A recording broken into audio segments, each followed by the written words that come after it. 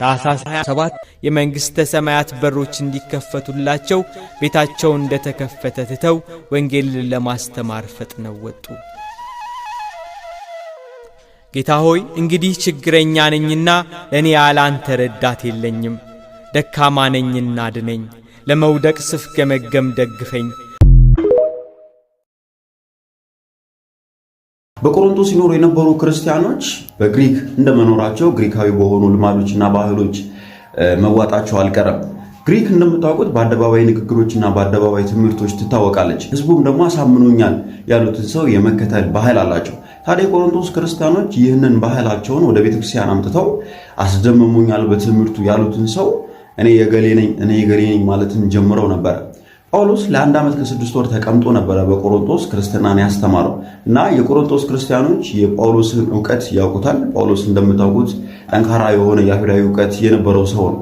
ከሱ በመቀጠል ደግሞ የእስክንድርያ ተወላጅ የነበረው አጵሎስ የቆሮንቶስ ክርስቲያኖችን አስተምሯቸዋል።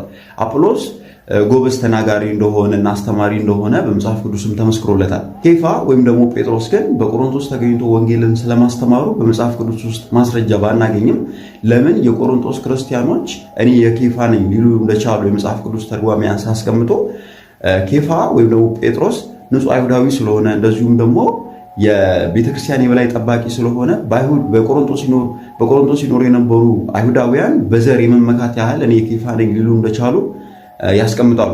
በአጠቃላይ ጳውሎስ እኔ ገሌ ነኝ ማለቱ ትርጉም እንደሌለው ለማስረዳት ሞክሯል። በተለይም ደግሞ በመጀመሪያው ምዕራፉ ላይ ሰዎች መመካት ካለባቸው በእግዚአብሔር ብቻ መመካት እንዳለባቸውና እግዚአብሔር የዚችን ዓለም ጥበብና የጥበበኞችን ዕውቀት ሞኝነት በሚመስል በመስቀል ስራ ከንቱ እንዳደረገ ሊያስረዳ ሞክሯል። የሆነው ሆኖ ግን የቆሮንቶስ ክርስቲያኖች ግሪካዊ ስለሆኑ በግሪክ ባህል ተጽዕኖ ስር ወድቀው ነው እኔ ገሌ ነኝ ሊሉ የቻሉት።